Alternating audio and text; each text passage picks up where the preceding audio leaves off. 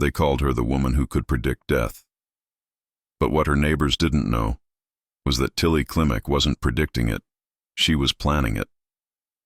In the dark heart of Chicago's Polish neighborhood, behind lace curtains and the scent of home-cooked stew, death simmered quietly on her stove. Before we dive into this chilling true story, make sure you're subscribed, because in this series, we explore the most twisted minds that ever walked the criminal underworld. They say some people have a sixth sense, that eerie ability to feel when death is near. In Chicago's Little Poland, back in the early 1900s, there was one woman who claimed she had it. Her name was Tillie Klimek. Neighbors whispered that she could see death coming before it happened. They said she'd lean over a fence, stare at a man working in his yard, and murmur softly, "He'll be gone soon." And sure enough, within days, someone would be wearing black on that same street. At first, it seemed like a strange gift. People thought Tillie was blessed or cursed with foresight. She never smiled when she predicted death, never cried when it came true. She just nodded, as if she'd already seen the ending of a play everyone else was still watching. What they didn't know was that Tillie wasn't watching fate unfold. She was writing it. Tillie was born in 1876 in Poland and came to America as a child. Her family settled in Chicago's northwest side, in a crowded immigrant neighborhood filled with Polish families chasing the promise of a better life. Brick buildings stood shoulder to shoulder, their windows glowing yellow in the winter dark, the smell of cabbage and coal dust hanging heavy in the air. It was a working-class world, men in factories, women scrubbing floors, children running wild through alleys. Tillie grew up quiet, observant.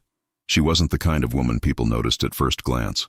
Her face was plain, her frame small. But her eyes, sharp and still, had a way of studying people too long. Even as a girl, she seemed older than her years, the type who watched more than she spoke. By her 20s, she'd married her first husband, John Mitkiewicz. Life with John was ordinary at first, a small home, a steady job, the same routine that defined every working family in the neighborhood. But behind closed doors, that small house wasn't peaceful. John was known to drink, to yell, and to test Tillie's patience one too many times. In that era, women had few choices. Divorce was scandalous, and leaving your husband meant poverty.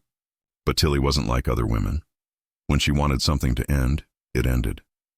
Neighbors later recalled that she started to see her husband's death coming weeks before it happened. "He won't be with us long," she'd say calmly while stirring her stew pot. Then John fell ill. It started as stomach pains, then vomiting, then fevers. The doctor said it was food poisoning. Within a week, he was dead. People shook their heads in pity. "Poor Tillie," they murmured. "Such bad luck." But Tillie didn't cry at the funeral. She didn't even look particularly sad. Instead, she stood still, hands folded, lips pressed together, as though she was quietly satisfied that her prediction had come true. The neighborhood forgot quickly. Death was common in those days. Disease, accidents, and bad food took people all the time. Tillie collected a small insurance payment and went on with her life, moving into a new home and finding new company. She'd tell friends that she still had dreams about death, and oddly enough, those dreams always seemed to come true. By her second marriage, people began to joke that Tillie's husbands had terrible luck. But the pattern was too perfect to ignore. Each man would grow sick not long after marrying her. Each man would die after eating her cooking. And each time, Tillie's eyes would gleam faintly at the funeral, as though she knew something the rest of them didn't. Still, she played her role well. In public, she was helpful, kind, even cheerful. She visited sick neighbors with soup and sympathy. She went to church on Sundays and chatted politely on the sidewalks. No one would have guessed that behind those warm meals lay her secret weapon, arsenic.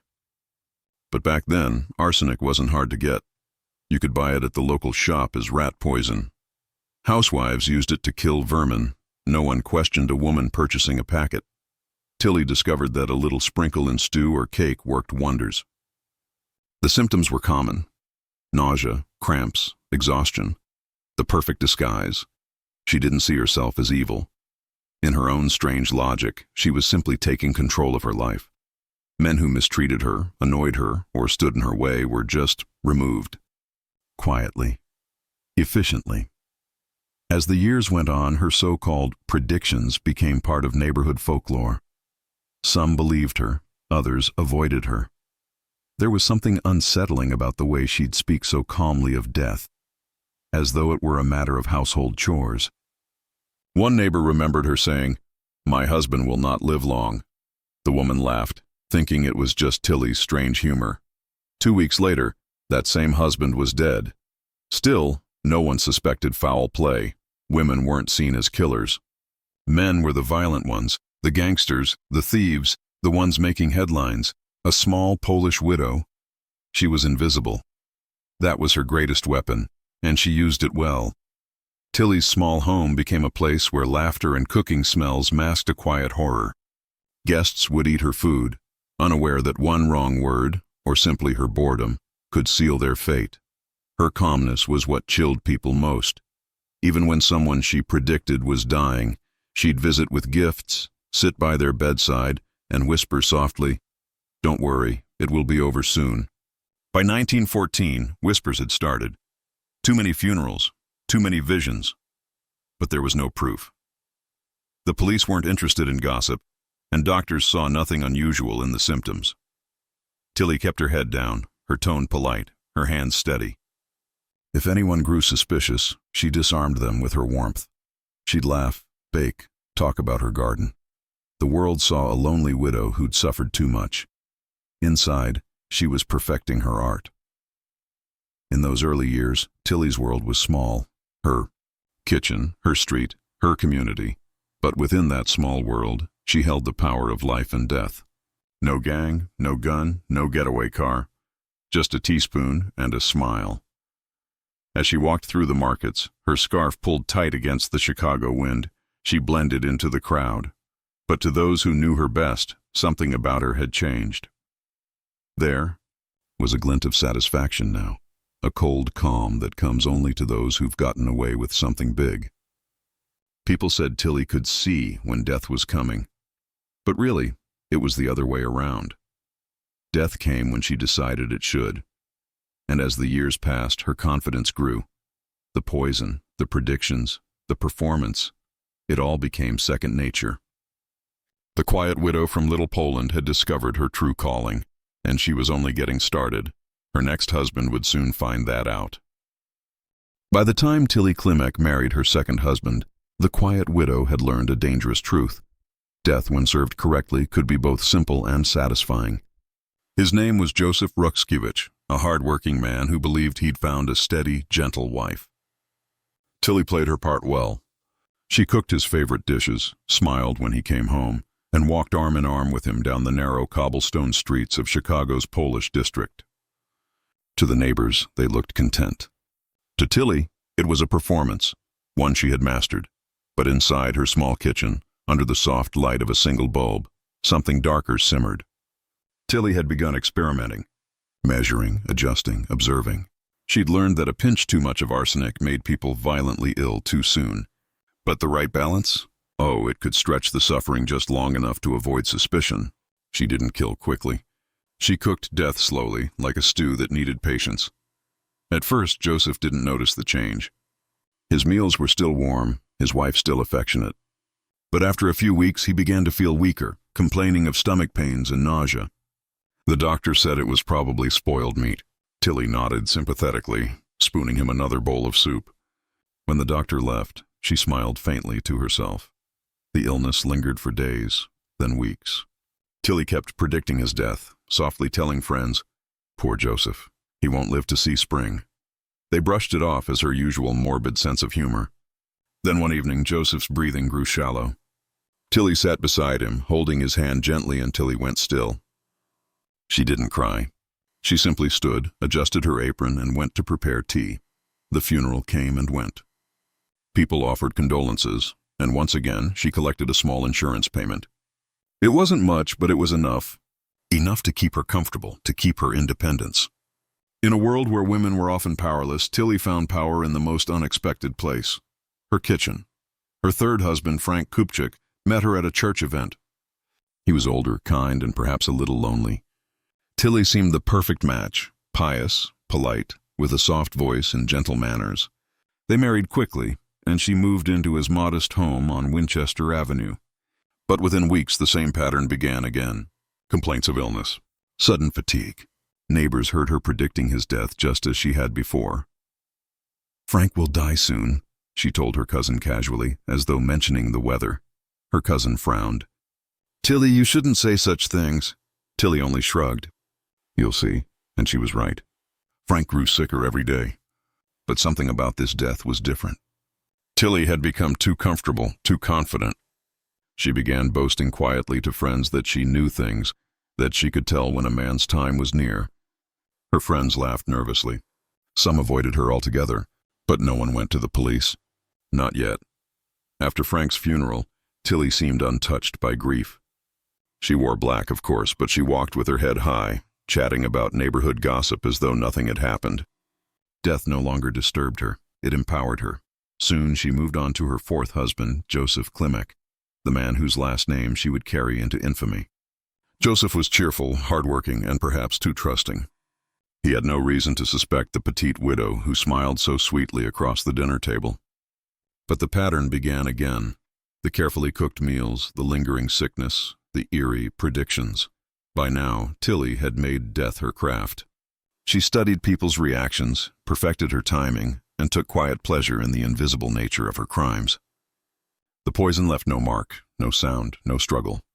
Her victims simply faded, just as she'd planned, but beneath her calm exterior, a different kind of satisfaction brewed. This wasn't just about money anymore. It was about control.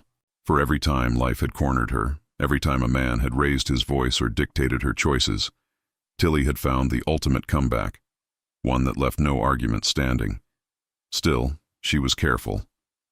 She played the grieving widow each time, clutching her handkerchief, whispering prayers, letting tears slide down at the right moments. But when she was alone, she'd hum softly while cleaning her kitchen, the faintest smile curling on her lips. Her reputation in Little Poland had changed by then. People still greeted her, but with a certain unease. Some called her the woman with visions. Others avoided her gaze altogether. Tillie didn't mind. Fear was its own kind of respect. Around this time, her cousin Nellie noticed something strange. Tillie began talking about helping other women with troublesome husbands. She joked about sharing her recipe for freedom. It was said that she even handed out small doses of powder to a few of them, just in case. Whether out of malice or mischief, no one could say for sure. But what is known is that death began to visit not just Tillie's house, but the homes of her friends as well. Husbands died unexpectedly, their wives collecting insurance and whispering thanks to the wise widow who had foretold it all. In the Polish community, gossip moved fast, but superstition moved faster. Some said Tillie was cursed. Others believed she was blessed by the spirits. She never corrected them. In fact, she encouraged the rumors. It kept people from asking real questions. Her life became a macabre rhythm: meet, marry, poison, mourn, collect. Each cycle brought her a little more money, a little more pride, and a growing sense of invincibility. But what she didn't realize was that her web of deceit was starting to tangle. Too many deaths, too many coincidences, and too many people whispering her name in fear. Chicago's Polish neighborhood was tight-knit. Secrets didn't stay buried long. Still, Tillie went about her business as if nothing could touch her. She walked to the butcher, haggled over prices, chatted with neighbors, and returned home to her tidy kitchen, her throne of quiet destruction. When asked about her future, she would say, "I suppose I'll die when it's time." And then she'd laugh softly, as though death itself were an old friend who'd visit when she called. Tillie Klimek had turned her grief into vengeance, her cooking into a weapon, and her calm smile into the last thing her husbands ever saw. She had no fear, no guilt, and no sense that the walls were beginning to close in. To her it was all just routine, death disguised as domestic life. But fate, much like her poison, was patient. And soon Tillie would find herself at the center of a storm she couldn't control. Because for the first time in years, one of her victims wasn't going to die, and that survivor would be the first crack in the calm mask she'd worn for so long. By 1921, Tillie Klimek had grown used to being a widow. It was a role she wore comfortably, almost with pride. Her dark dresses and solemn expressions fooled everyone, even as she prepared another pot of stew laced with quiet destruction. But this time, the game would shift. Tillie was about to take her deadly gift beyond her own marriages and into the homes of friends, neighbors, and even family. It began innocently enough, or at least that's what she told herself. Her cousin Nellie Kokorek had been complaining about her husband, Frank. He was lazy, she said, drank too much, stayed out too late, and never lifted a hand to help. Tillie listened patiently, her eyes steady, her hands folded in her lap. Then she leaned closer and whispered something that made Nellie's blood run cold. "You know," Tillie said softly, "there are ways to fix that kind of problem. Ways that don't involve divorce." At first, Nellie thought her cousin was joking, but when she saw the faint smile on Tillie's lips, she wasn't so sure. Still, desperation has a strange way of silencing doubt. Tillie handed Nellie a small packet of white powder wrapped in paper. "Just a little," she said, "in his soup. He won't feel a thing." Within weeks, Frank Kokorek was bedridden. He complained of the same mysterious stomach pains that had claimed Tillie's husbands before him. But unlike them, Frank's agony lasted longer. The poison worked slowly, and Nellie, racked with guilt and fear, panicked. She stopped giving him the powder, and miraculously, he began to recover. When she confessed to Tillie what she'd done, her cousin scolded her for stopping. "You never finish what you start," Tillie said sharply. "That's your problem." The remark sent chills through Nellie. It was the first time she saw the darkness that hid behind Tillie's calm smile. But Tillie didn't stop there. With each success, her confidence grew bolder, her arrogance thicker. She became something of a legend among the women of Little Poland, a strange mix of fear and fascination. Some whispered that she could curse a man with just a glance. Others swore she had connections to spirits. Tillie encouraged both stories. Let them think it was witchcraft. It kept them from asking about arsenic. Her kitchen became her stage, her parlor, her hunting ground. Neighbors visited often. They trusted her food, her kindness, her company. She served coffee, pastries, soup, all seasoned with the same deadly precision. Sometimes she killed for profit, other times for amusement. It wasn't always about insurance money anymore. Sometimes she simply didn't like someone, a woman. Named Rose Chudzinski lived nearby, and the two had grown close, or at least Rose believed they had. Tillie began predicting things again, like she used to in the old days. "Poor Rose," she said one afternoon, as they shared a pot of tea. "She'll be dead by Christmas." Rose laughed nervously, brushing it off. But by December she was in bed, pale and weak, her body wasting away. When she died, Tillie attended the funeral wearing her usual veil and a faint, knowing smile. People started to notice. Not enough to act, but enough to whisper. "Tillie always knows," they said. "She's always right." Her fourth husband, Joseph Klimek, was still alive during these years, though not for long. He was the kind of man who kept to himself, who liked his beer and his quiet evenings. But Tillie had grown tired of him too. Perhaps it was boredom, perhaps the thrill had dulled, but soon he began to fall ill, just like the others. The difference this time was that Joseph's decline didn't go unnoticed. A doctor treating him became suspicious. The symptoms didn't quite match spoiled food. They were too consistent, too deliberate. But without proof, there was little he could do. Tillie, meanwhile, carried on as if nothing was wrong. She played cards with friends, visited the church, and even joked about her husband's health. "He'll be gone soon," she said, her voice flat, matter-of-fact. Then something happened that Tillie didn't expect. Joseph didn't die. He grew sicker, yes, but the doctor intervened quickly. Suspicious, he began to question Tillie about her cooking. He even suggested taking samples of the food for testing. That suggestion sent a cold spark through her nerves. For the first time, she realized she might have gone too far. Still, she didn't panic. Tillie never panicked. She had survived years of suspicion with nothing more than a calm face and a clean apron. But the air in the neighborhood was shifting. People who once greeted her warmly now crossed the street to avoid her. The whispers grew darker, the laughter quieter. When Joseph recovered enough to speak, he began telling others about his strange illness and his suspicions. He mentioned the odd aftertaste in his meals, the way Tillie watched him eat with that faint, unsettling smile. His friends urged him to get out of the house, to go to the police, and soon word reached the authorities, quietly at first, then formally.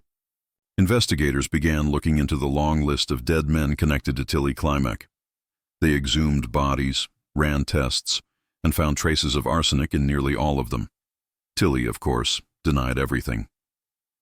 When the police came knocking, she opened the door with a polite smile and invited them in as though they were dinner guests. She poured coffee, made small talk, and feigned confusion when they mentioned poison. "Poison?" she said, laughing lightly. "Gentlemen, you've been reading too many stories." But when they told her that Joseph Klimek was alive and talking, her expression hardened for just a moment. It was only a flicker, but it was enough. The calm mask she'd worn for decades began to crack. As they searched her home, they found small packets of white powder hidden behind jars and in drawers. When questioned, she claimed it was for rats. But the police weren't buying it. By then, the newspapers had caught wind of the case. Headlines called her the Polish Black Widow. Others dubbed her the woman who saw death. Crowds gathered outside her house, gawking as she was led away in handcuffs. Tillie didn't resist. She walked calmly, chin high, her lips pursed in that same faint smile that had fooled so many before. The neighbors who once feared her now whispered prayers as she passed. Mothers clutched their children closer. Men tipped their hats, not out of respect, but out of relief. The reign of quiet terror that had haunted Chicago's Little Poland was finally over. Or so they thought, because Tillie Klimek, even behind bars, wasn't finished speaking. And what she would say next would chill the courtroom to its core. When the police first questioned Tillie Klimek, she acted like a woman mildly inconvenienced by a small misunderstanding. Sitting in the narrow parlor of her brick home, she poured herself tea, her hands steady as ever, and told the officers they were mistaken. "I have visions," she explained patiently, "but I never harmed anyone. If they die after I speak, that's God's doing, not mine." But the detectives weren't convinced. They had already spoken to her cousin Nellie, who, trembling with guilt and fear, confessed everything. She told them about the white powder, about Frank's sudden illness, about Tillie's cold insistence that she finish what she started. Nellie's confession cracked open the first real hole in Tillie's story. The police began exhuming graves, and what they found turned suspicion into certainty. One by one, Tillie's dead husbands and acquaintances were dug up from the frozen ground of Chicago's cemeteries. In nearly every case, the results were the same: traces of arsenic, still potent after all those years. The investigators didn't need visions. They had science on their side. When they confronted Tillie with the results, she didn't flinch. She didn't cry, shout, or beg. Instead, she tilted her head, as if mildly amused. "So you've been busy," she said, "digging up old friends." Her calmness unnerved even the hardest detectives. Most killers showed cracks: fear, panic, anger. Tillie showed none. She spoke in short, polite sentences. She smiled when asked about each of her husbands. "Ah, yes," she said softly. "John, he had such a weak stomach." When they brought up the others, Frank, Joseph, and even her neighbors, she shrugged. "People die," she said, "especially men who eat too much." The newspapers couldn't get enough of her. The image of a small, middle-aged Polish woman calmly poisoning her way through husbands and acquaintances fascinated the public. Reporters filled their columns with sensational headlines. "The Smiling Widow of Chicago," "Tillie's Deadly Kitchen," "The Woman Who Saw Death and Served It." Crowds gathered outside the jail just to catch a glimpse of her. Some shouted curses, others disturbingly cheered. It was as if the city couldn't decide whether to fear her or admire her audacity. In her cell, Tillie remained eerily content. She sewed, read, and chatted with the guards as though she were on an extended vacation. She even joked about her predicament. One guard later testified that she told him, "They'll never hang me, I'll poison myself first." The guard laughed. Tillie didn't. Meanwhile, her surviving husband, Joseph Klimek, became the star witness.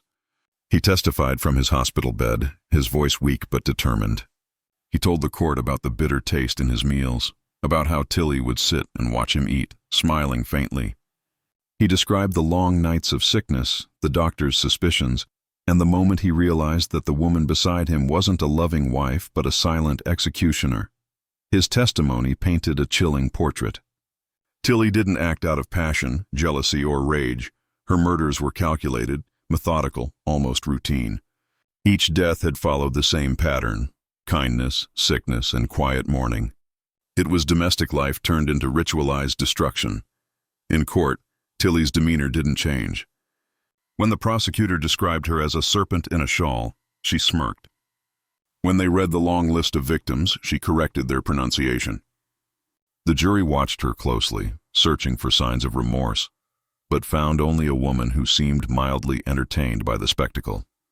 During the trial, she claimed she was framed. She said her cousin had poisoned her husbands and blamed her out of spite. But when Nellie took the stand, tears streaming down her face, and described how Tillie had urged her to poison her own husband, the courtroom fell silent. Even the most skeptical jurors began to believe that beneath Tillie's calm, there was something monstrous. As the weeks passed, more evidence emerged. A local shopkeeper testified that Tillie had purchased arsenic multiple times, each time claiming it was for the rats. Another neighbor recalled seeing her stirring something into a pot before serving her husband dinner the night he fell ill. Piece by piece, the prosecution built a case so airtight that even Tillie's calm smile began to fade. Then came the moment that sealed her fate. When asked why she predicted her husband's death so often, Tillie gave a slow, chilling smile and said, "Because I knew." The jury needed less than an hour to deliberate. They returned with a verdict of guilty. Tillie Klimek, the so-called Polish Black Widow, was sentenced to life imprisonment. Even as the judge read her sentence, she didn't weep or protest. Instead, she turned to a friend in the audience and said softly, "I'll never cook again." "Isn't that a pity?" The courtroom erupted in whispers. Reporters scribbled furiously. That one line, dry, sarcastic, almost playful, would appear in every paper the next morning. When she arrived at the Illinois State Penitentiary for Women, the guards and inmates alike were curious. They'd heard stories of her eerie calm, her cold humor, her ability to make people die quietly. But Tillie, ever the actress, settled in without complaint. She tended to the prison garden, helped in the kitchen, and even taught other inmates how to cook, though under strict supervision, of course. She never expressed guilt. When asked by a visiting reporter if she regretted her crimes, she smiled and said, "I don't think about the past. It's bad for digestion." Years passed and the world moved on. Gangsters like Al Capone dominated Chicago's headlines, pushing stories of old-fashioned poisoners into the shadows. But among those who remembered, Tillie remained a symbol of something deeper, a reminder that evil didn't always come with guns or fury. Sometimes it came with a soft voice, a calm face, and a steaming bowl of soup. Her legacy haunted the city's folklore. Mothers warned their daughters to be careful whom they trusted. Men joked nervously about not eating at the widow's house. And for those who'd lived in Little Poland during her reign, the scent of stew would never smell quite the same again. In prison, Tillie grew old but never bitter. She was still sharp, still smiling, still eerily content. When she finally passed away behind bars in the mid-1930s, there was no ceremony, no tears, no one left to mourn her. Just a faint sense of irony, that a woman who had sent so many to their graves by controlling their meals had died quietly, with her own dinner untouched. Tillie Klimek's story wasn't just one of murder. It was one of control, obsession, and the hidden violence of domestic life. She never raised her voice, never spilled blood, never ran from her crimes. Instead, she sat at her kitchen table, stirred her pot, and smiled, knowing exactly how the story would end. When the heavy steel doors of the Illinois State Penitentiary clanged shut behind Tillie Klimek, there was no look of fear on her face, no panic, no sorrow, no remorse. Instead, she looked mildly curious, as if she were checking into a boarding house rather than a prison. The other inmates, hardened thieves and killers themselves, watched her with quiet fascination. They had heard the stories, of course. The newspapers had painted her as a monster in an apron, a woman who'd turned her kitchen into a chamber of death. But what unsettled them most wasn't the stories. It was her composure. Tillie never raised her voice, never argued, and never lost her temper. She went about her days as if life behind bars were merely a new household to manage. In the mornings, she helped scrub floors and polish brass fixtures. In the afternoons, she gardened, quietly, methodically, her small frame bent over rows of vegetables as sunlight poured through the razor-wire fences. Even here, surrounded by concrete and watchtowers, Tillie had found her rhythm. The guards said she was the calmest prisoner they'd ever seen. Some thought she was harmless. Others kept their distance, uneasy about the faint smirk that sometimes crossed her face for no apparent reason. When the warden once asked if she missed cooking, Tillie's reply was cold and quick. No, the food here already kills people slowly. Word spread that she was witty in her own grim way. She told jokes about poison and marriage, her humor sharp and unsettling. Some inmates laughed out of nervousness. Others avoided her altogether. One young prisoner once whispered that she'd seen Tillie staring at her soup for a full minute before smiling and pushing it away. It was like she was thinking, the girl said, about how easy it would be. But behind that calm exterior, something darker stirred, a strange satisfaction. Tillie knew she'd never leave prison alive, but she didn't see that as a punishment. In her mind, she'd already beaten life. She'd outsmarted men, fooled doctors, and turned death into a kind of craft. She often said, "Men think they run the world, but they always come home hungry." There was no redemption arc waiting for her, no tearful confession, no sudden guilt. Tillie never once admitted to the murders, even when the evidence was undeniable. When journalists visited, hoping for some glimpse of remorse, they found none. She spoke of her victims with a detached politeness, as if recalling old acquaintances who'd simply moved away. "They were weak," she once said. "God took them. I just cooked." Still, she was a curiosity to the world outside. True crime enthusiasts and criminologists began writing about her case. They called her one of the earliest examples of a black widow killer, a woman who used domestic life as her disguise. To them, Tillie was a paradox, outwardly gentle, inwardly ruthless, invisible yet unforgettable, and in many ways she was a reflection of her time. The 1910s and 1920s were eras when Chicago was overflowing with violence, gang wars, bootleggers, crooked cops. But Tillie's crime stood apart from the chaos. She didn't fire a gun or swing a knife. She used something far older, far subtler: trust. In a world ruled by loud, bloody men, she killed quietly, and that made her all the more terrifying. The years passed slowly. Tillie grew frail, her dark hair streaked with gray, her hands wrinkled but still steady. Other inmates came and went, guards retired, new ones took their place. But Tillie remained the same, calm, sharp-eyed, quietly amused by the world around her. Some even said she had taken on a maternal role to the younger prisoners, offering advice, sewing clothes, and occasionally sharing recipes, minus one crucial ingredient. When asked if she believed in forgiveness, she gave one of her signature smiles and said, "Forgiveness is for those who still have something to lose." In the final years of her life, Tillie rarely spoke of the outside world. The Chicago neighborhood that once feared her had changed. Little Poland was no longer a small immigrant enclave. It was part of a roaring city filled with jazz, speakeasies, and flashing neon lights.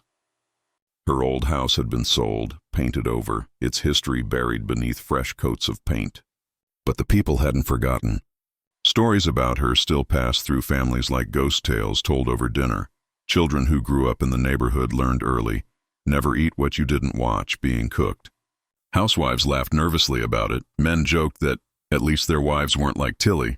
And every so often, a newspaper would revisit her case, using her story as a cautionary tale about deceit, revenge, and the deadly comfort of familiarity. When Tillie finally passed away in her cell, it was quiet and unremarkable. No last words, no visitors, no ceremony. The guards found her lying peacefully in her bed, her hands folded neatly, her expression unreadable. It was as if she had simply drifted away in her sleep, as calm in death as she'd been in life. The irony didn't go unnoticed. The woman who'd sent so many to their graves with food had died of natural causes, with her final meal untouched on the tray beside her. She was buried without fanfare, her name barely noted in the prison records. But legends don't die with the body. In Chicago, her story continued to echo. People swore her house was haunted. Some claimed to have seen her ghost in kitchen windows, stirring an invisible pot. Whether those tales were born from fear or fascination, no one knew. But one thing was certain. Tillie Klimek had earned her place among the city's darkest legends. Her crimes left behind more than grief. They left a strange kind of lesson. Not about murder or madness, but about the thin, fragile line between trust and danger. She reminded the world that evil doesn't always announce itself with noise. Sometimes it hums softly from the kitchen, wearing a kind smile. In the end, Tillie Klimek wasn't remembered as a gangster in the traditional sense. No Tommy guns, no smoky speakeasies, no shootouts. But her power, in its own quiet way, was just as real. She ruled through fear, through invisibility, through the intimacy of a shared meal. She was proof that sometimes the deadliest criminals aren't the ones who roar through the streets, but the ones who whisper at your table. And as history tucked her name between the infamous and the forgotten, one image remained constant: a woman in black stirring a pot, smiling faintly as though she knows how the story ends. If you enjoyed the story of Tillie Klimek, the widow who cooked with poison, don't forget to subscribe for more tales from the underworld of history, where danger hides behind charm, and the quietest faces often conceal the darkest souls.